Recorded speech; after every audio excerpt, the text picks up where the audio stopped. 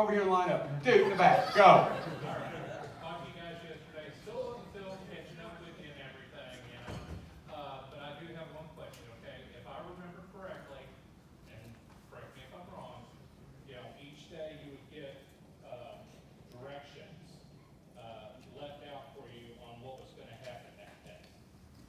Was there a particular scene or anything that you read that you went, well, shit?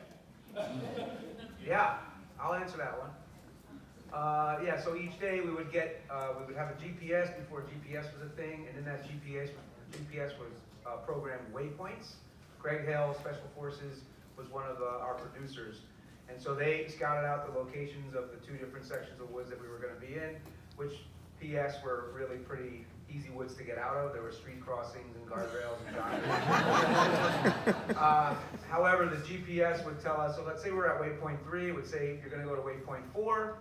And when we would get to waypoint 4, there usually is a milk crate with a day-glow orange like bicycle flag in the milk crate. And in the milk crate were some fresh batteries for the camera, maybe some food, and 3 35mm film canisters with each of our names on it. We couldn't share our notes. And in those canisters were the notes for each of our characters. The directors would watch the films that we would, like the dailies on video overnight to sort of see where our relationships were at and what we were going to do.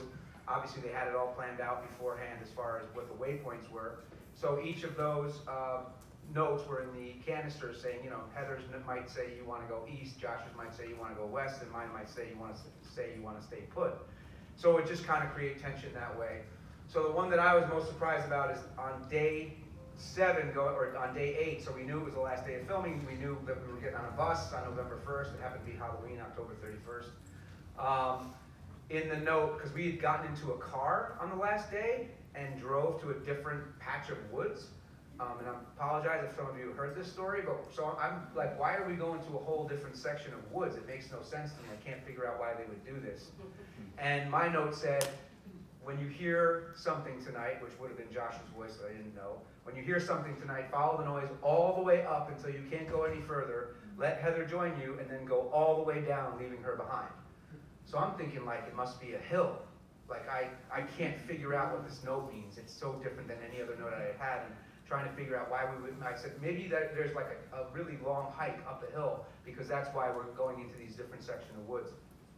So actually what happened was, I hear the voice, I hear Josh on like a boombox screaming, because he was back in New York at the time, and I follow the boombox noise of him screaming, and the most authentic line I have in the entire film is, "Oh shit, it's a house." That was the character, "Oh shit, it's a house" works, and the actor going, "Oh, I get it, I gotta go upstairs and wait for Heather and go all the way down."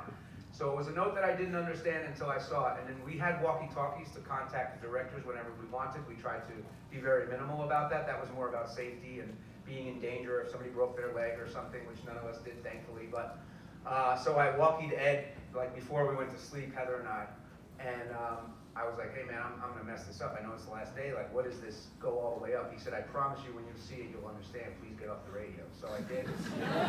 There you go. Oh shit, it's a house. Woo. Anything to add to that, Heather or Josh? Okay, cool. All right, next question. Yes. All right, I know when you guys did the movie, y'all didn't have a huge budget. It's, I guess, one of the most profitable movies ever made. What was it like realizing how much money this movie had made, and like, I guess for you guys, how well did you guys know that it was going to be a hit, or did you guys just know y'all were making an independent film, just kind of doing something different? Yes, that last one. Actually, the first one about the money, so sad.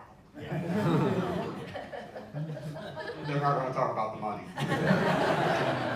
Sorry. But Or with lack that being thereof. said, thank you so much for spending your hard-earned money and coming up and telling us how much that film means to us. It means the world to us that you're willing to do that. And you're going to be at the table all weekend long, right? Yeah. Is it true, Josh, that the reason that Yes. was No! was it James Addiction?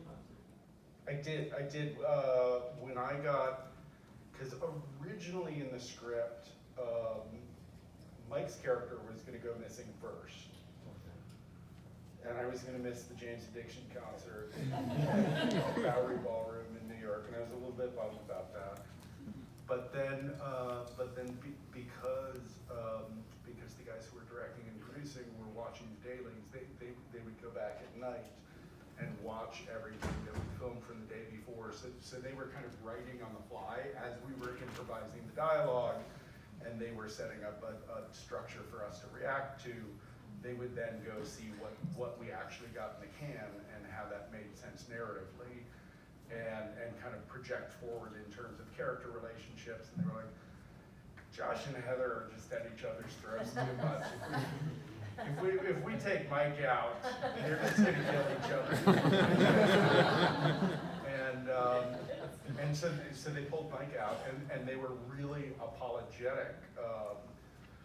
You know, they left me a note that night that said, wait till the other guys go to sleep, sneak out of the tent. If anybody wakes up, just tell them you're going to take a piss, and then you'll be right back.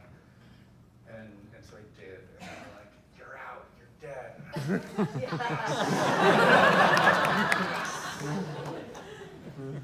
And nobody woke up. And nobody woke up.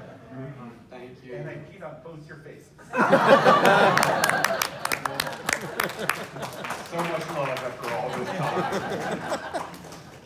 We got you bearded, Freddie. Alright, with the 25-year anniversary, do you guys have any more like remasters or new announcements coming up possibly of new things to celebrate? We don't really have anything to do with that part of it. That would be Lionsgate, who owns the film, or maybe Haxton. I know there's something that they cooked up. There's like a DVD with original, the way it was supposed to look. I'm not like a behind the camera kind of a guy, but there's like Second Sight creation, which is the film, but it's just different, I guess, frame ratio, or however it was shot. It's going to look more like video.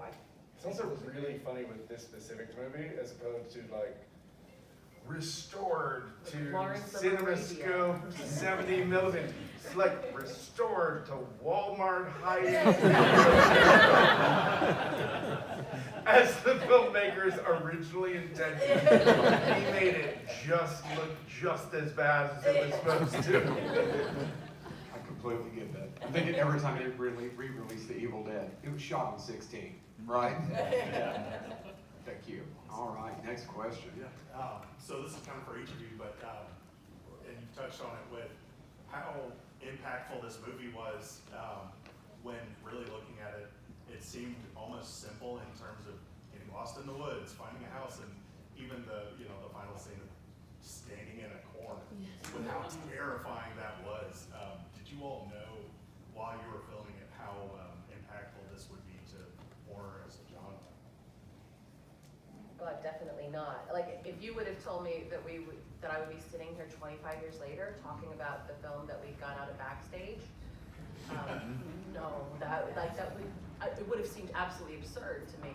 It felt really good when we finished. Like, I felt like we had done something interesting, and kind of special, but not to this extent. Not to this extent where we would still be talking about it 25 years later.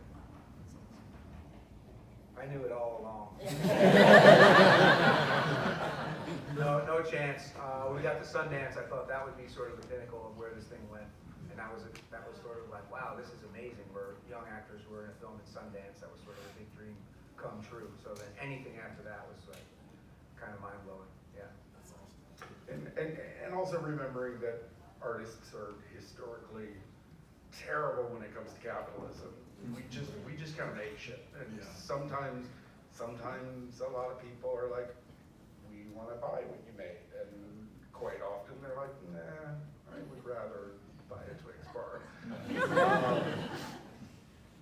But yeah, and with this movie specifically, that Mike and I just watched it. It was my first time in probably 10 years watching the film. We did a charity screening in my hometown last week, and watching it, I was like proud and blown away